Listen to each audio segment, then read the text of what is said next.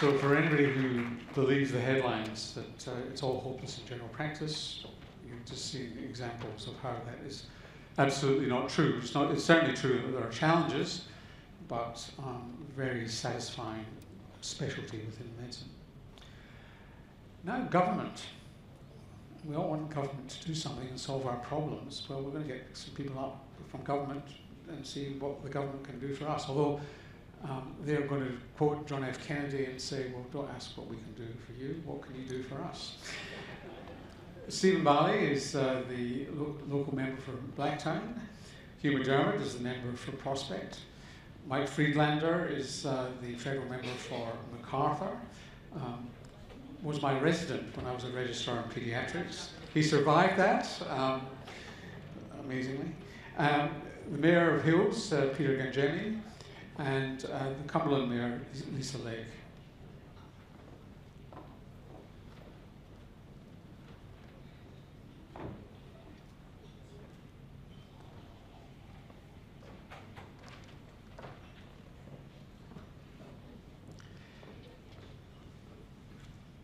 So, Peter, all politics is local. We tend to ignore local government when it comes to health and well-being, although I think local government would consider it core activity. Let's just start local and we'll move through the system.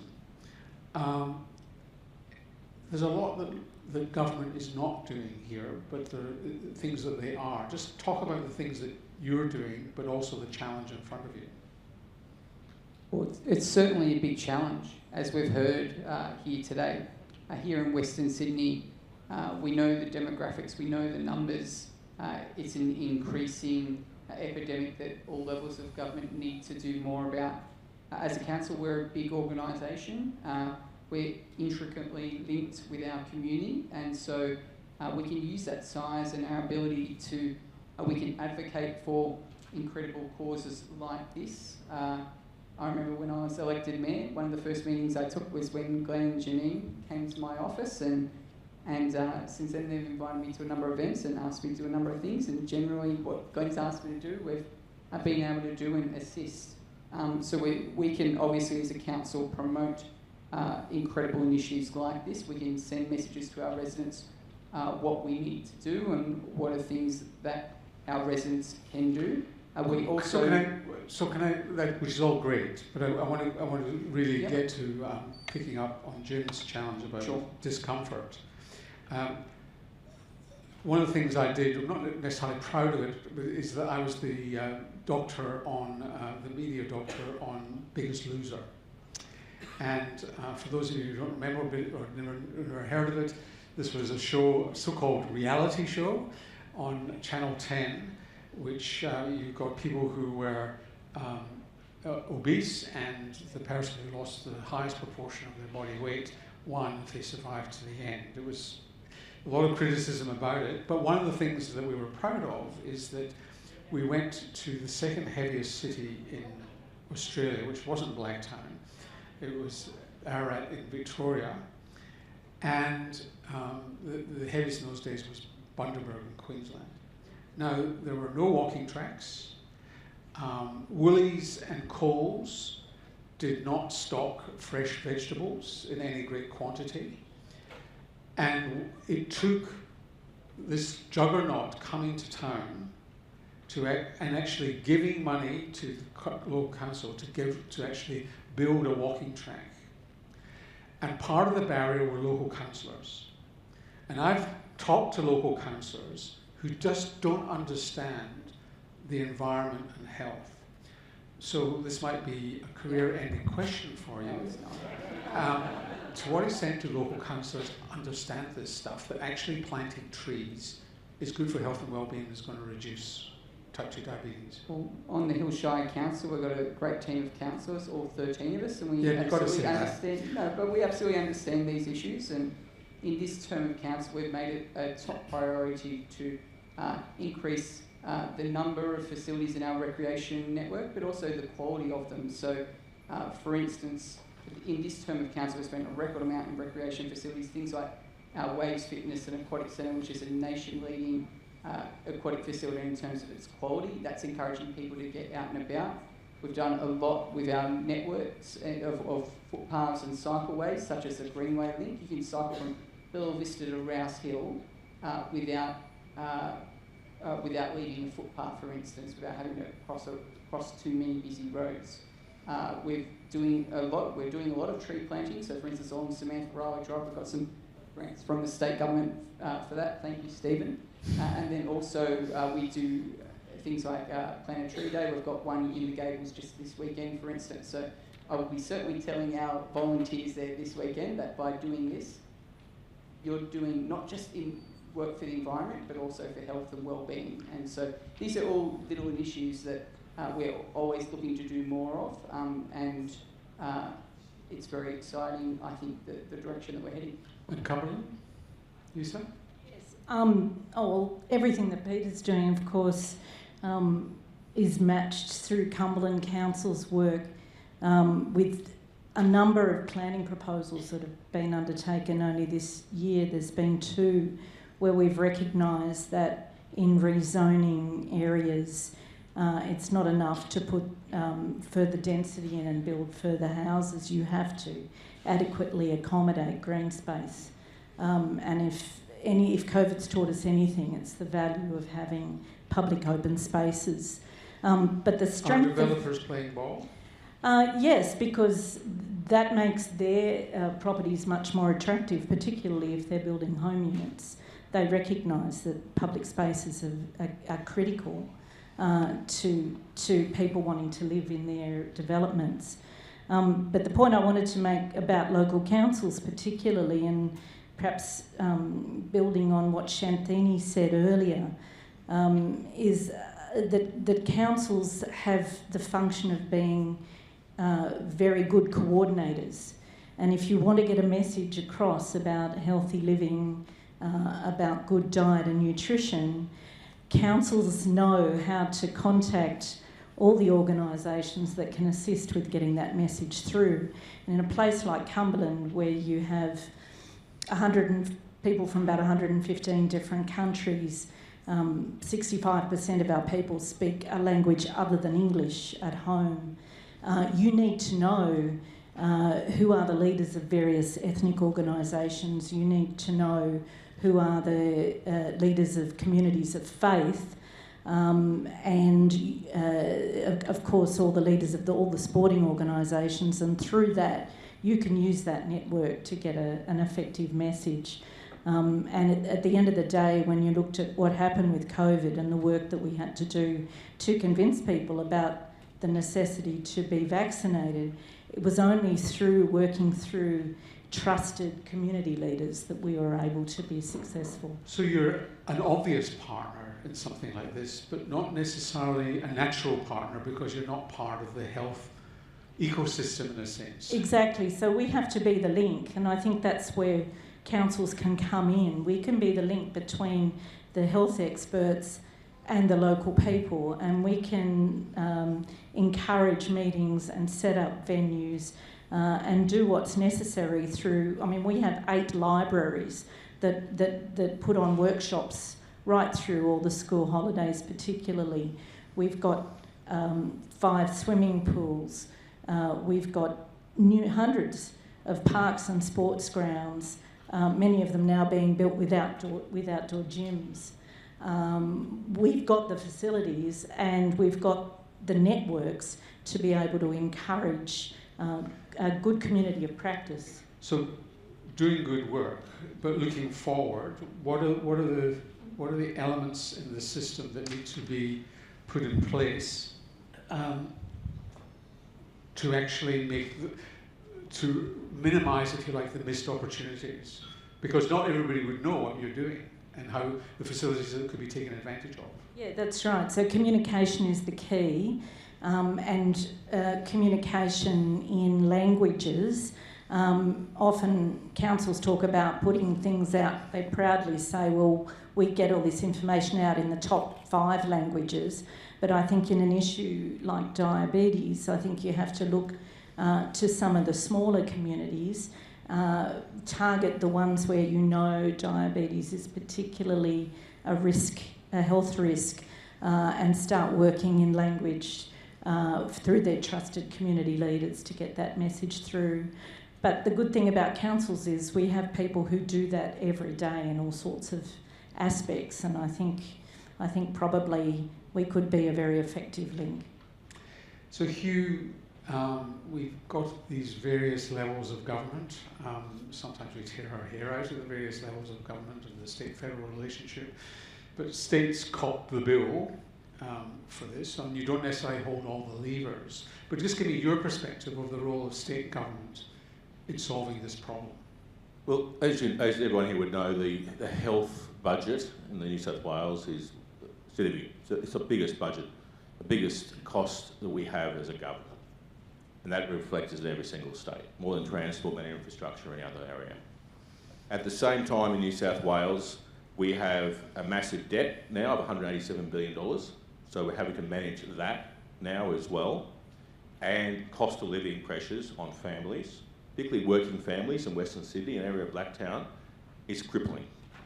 Whether that be tolls, whether that be the costs of rent and mortgages. At the same time, over the last decade, wages haven't kept up with that cost of living pressures. So all these massive things are impacting on our communities at the same time on our state government. Nonetheless, you've got to spend money to save money. You let me finish the answer, right? So we've now set the scene of what's going on. That said, it has been record spending in health budgets for this last 12 months, because it has to be. Because particularly in Western Sydney, we have so many massive pressures on our community. Diabetes is one of the key parts of that. We talked about leadership, we talked about council, and I totally agree with everything which Lisa has just said. And in the electorate of Prospect, I deal with Blacktown Council, Cumberland Council, Fairfield Council, and Parramatta Council. All at the centres of diabetes in Western Sydney. All very multicultural, whether that be Middle Eastern communities, subcontinent communities, African communities. So the leadership in these communities is extremely important. At a state level, as far as government stepping up and making sure that there is a whole of government approach, whether that be at education levels with children, with their munch and crunch and other things, all the way up to the health budget and the health practitioners, and making sure they have the resourcing to make sure they can get out there and actually deliver the message, but also work with local communities, local organisations to fight the diabetes challenge. And making sure that we have enough health practitioners to be able to do this, whether that be those from nursing staff, doctors, nurses, practitioners in every level.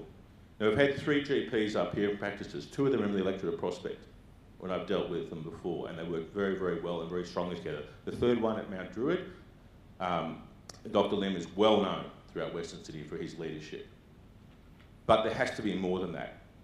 That they are the leaders, and they have to have a situation where they can work with council, where they can work with MPs, and they are supported to do that work. Same with the pharmacists. These are the leaders in front of our community when it comes to diabetes. What government needs to do is make sure they have the funding and the resources to be able to deal with that. And it's difficult. This last budget, we saw a significant cut in state government budget funding from the federal level, because the feds are dealing with their own issues as well. Billions of dollars, and it's not Mike's fault. I know Mike fought for us, try to get money. Everything's back. Mike's fault. But these is what we need to do. These are the things that are the challenges for government. We need a response of a government that will look at not just building infrastructure, not just building hospitals, which is what's happened in the past. It goes back to the days of Tony Blair, where you can build a hospital and put a plaque on it, nice photos. But if you haven't got the health practitioners and the education and the support to help patients, you will just have diabetes grow. So Steve, some systematic stuff has got to change. So for example, the feds pay for general practitioners. And I've often wondered why state governments don't get over it and incentivise general practitioners to reduce demand on the system, which could solve a lot of the problems in terms of lubricating the system. But we seem politically hamstrung here, that's a federal problem, and we're not going to pay for general practitioners to do this. Well, just given them a massive tax break with the banks and everything else, all right, you get to it, but you know, it's just not true, that's all. I was just about to say, I thought that was a nice Dorothy Dixon there. The state government in the last budget, or the one that just came down a couple of months ago, is actually, if a GP has about 80% of the patients on Medicare, actually don't have to pay the payroll tax, so, which is really good. But also, just very briefly picking up one of Hugh's points there, the size of the health budget is over $30 billion, and that represents about 25.5% of the budget. So, and the reason I just want to highlight that, and as Hugh said, the debt's blown out to 187 billion, which means there's mega interest rates that we've got to pay on it. But that 25.5%, if I can just dwell on that for 1 second, if you look at the New South Wales government has been in existence this year, we celebrate 200 years. This is the first time ever in 200 years that more than $1 in $4 is being spent on health. So the question then becomes... But not necessarily in the right way. Well, exactly, but at what point, what are we going to say to patients, and this is the great debate, the uncomfortable questions that we need to pose, is how can we actually stop acute care and then focus on long-term care? If someone is sick right now, we've got to deal with that right now. And that is costing us $30 billion. Then we have to add further to it. At what point are we going to say that education has to be cut? What point are we going to say all the other infrastructure? Look, you hear this all the time, but the reality is, for example, in New South Wales, Victoria and other states, people have found ways of managing the waiting lists for, say, knee replacement, where physiotherapy-led clinics reduced waiting lists by 20% and more appropriate surgery. There are ways of spending money where you still provide acute care. Victoria, with an even bigger debt than New South Wales, is shifting money towards secondary prevention, community, investing in general practice, more than just relief of payroll tax. So the question is, moving forward, how do you convince Finance and Treasury that there are different ways of spending money? Well, that's where, coming back to the original question of partnerships, we got to really listen to the experts like Len and everybody, yourself, of looking. The money is there. There's $30 billion. For the first time ever, we cracked the $30 billion mark, 25.5%. How do we reappropriate some of the money? There's a lot of waste in the system, you're 100% right. But as a politician, we're a little bit too far removed, which we need to get somehow people to be honest and transparent and stand up and say what parts of the health budget can be cut, what parts can be improved, and where should the money go. And just picking up on, if I can do a quick survey, and picking up on a statistic that Mike just whispered to me before we came up here. How many people out there, put up your hand if you have a favourite coffee shop that you know, that you sometimes regularly go to? How many people got a favourite coffee shop? So, I don't know, statistic-wise, how many did you see out there? About 50%, 60%? At least 60% of people go regularly to a coffee shop. And if I asked you what the name of that coffee shop is, you would tell me. Mike was telling me earlier that with the, hopefully I'm not stealing your thunder, but that most people, if you ask them, there's some surveys down in Campbelltown Hospital, etc., when you ask who is your doctor, only 30% of the people knew who their doctor or who their practice is.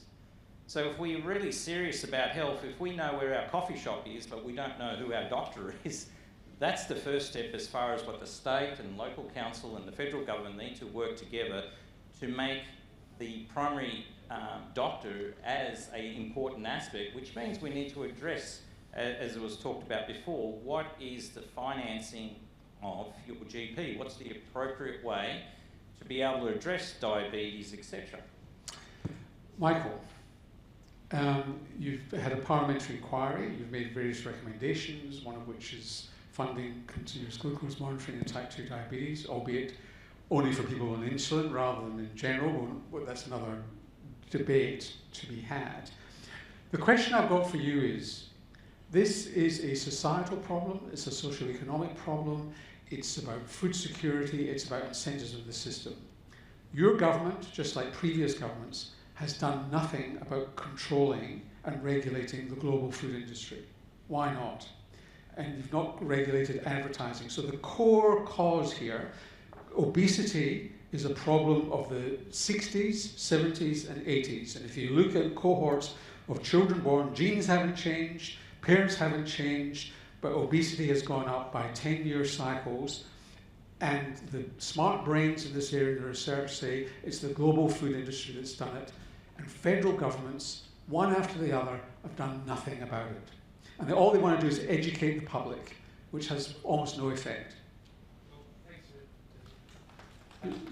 You're welcome, Michael. Thanks for that very easy to answer question, Norman. Part of our recommendations is looking at food labelling, looking at the food industry and how they can help. But if I can just go back to the beginning, you and I grew up in the transactional medicine age, the beginning of Medicare, following on from Gough Whitlam's Medibank, and very transactional medicine. That doesn't work in this age. This is the age of chronic illness, and we need to relook at our health systems, how they can deal with chronic illness. And the diabetes epidemic is a public health epidemic and requires a public health response. And the inquiry that we did, which took place over 18 months and required travel all over the country, from Broome to Burnie to Canberra to Cairns, all over the country. The solutions will be different in different communities. Now, I'd like to thank so much everyone, including the Western Sydney Diabetes Group, led by Glenn, for their input to our committee, and it was very valuable.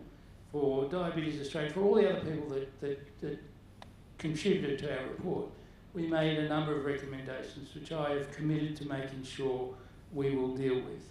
There were 23 major recommendations, and as a government we cannot possibly do all 23 all at once, but we will work through them and we will do it. The important ones are looking at the public health measures. That looks at food labelling. I mean, I'm reasonably health literate, but I go into a supermarket and I pick up a box of cereal. I don't know what the labelling means. I cannot read it, probably because my eyes are getting worse as I get older, but I cannot understand what it means in terms of what it will do to my health. We need to change that dynamic. We need to make sure that people are aware of the dangers of sugar-sweetened beverages. We went to Aboriginal communities and that's all the kids were drinking from the time they could walk were soft drinks. And we saw little kids barely big enough to walk holding big 2.5 litre bottles of soft drink, walking around drinking that. That's killing them. It's killing our kids. And we went to the Purple House, which is in Alice Springs. It controls all the remote dialysis. But if you tax those drinks, the one way we control tobacco is price of cigarettes. But you won't differential tax sugar drinks. One of our recommendations was a levy on sugar-sweetened beverages. Number one, to send a price signal. Number two, to get the companies to reformulate the drinks, because there is some evidence that even reducing sugar a small amount in those drinks will improve health in the general community. But I was going to say, we went to the Purple House, which does all the remote dialysis. They've got 80 remote dialysis chairs. They cost $200,000 per patient per year. The Northern Territory government, the West Australian government, cannot afford it. This is an emergency and it needs an emergency public health response. And that's some of our recommendations. It varies, as I said, from community to community. In Western Sydney and southwestern Sydney, we have some groups, and I've worked with our Tharawal Aboriginal Health Service for over 35 years.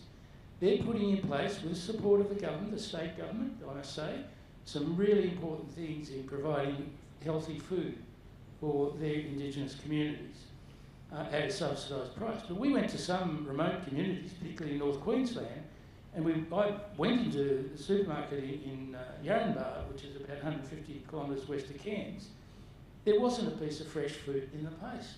There was nothing there I would eat for my lunch, and yet this is what the community was relying on. We need to change that dynamic.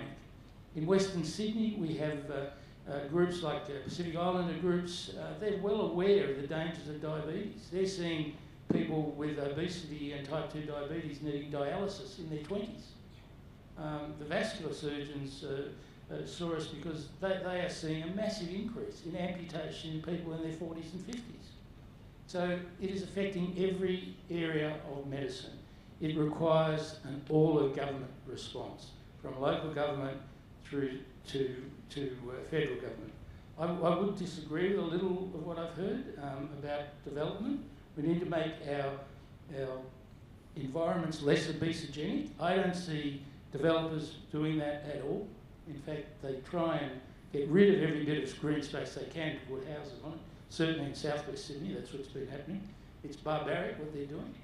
People, as has been mentioned by Stephen Leader, I see families that spend 3 hours a day, the parents travelling. So when they get home, there's no way they feel like giving healthy food to their kids. We saw preschools giving very inappropriate food to the kids at preschools around the country. We see schools who used to provide lunches no longer affording to provide lunches. That's something that I think the federal government can change, and working with the state government. But Mark Butler, as health minister, got us to do this inquiry because he recognises the effects of the emergency, and some of the things he's put in place, like increasing rebates for case conferencing, increased rebates for allied health, like diabetes educators, podiatrists, etc., they're making a difference. We can't do it all at once. The cost is massive. We saw about the CGM, and I wore the CGM for a little while during this inquiry. I found it really life-changing. I don't have diabetes, but certainly cut down... Made you read the food labels, did it? Well, I did, and it also made me realise the foods that quickly put my blood sugar up. So they are very important technology, but if we allow that all the time for every person with type 2 diabetes, the cost at the present time is measured in billions of dollars.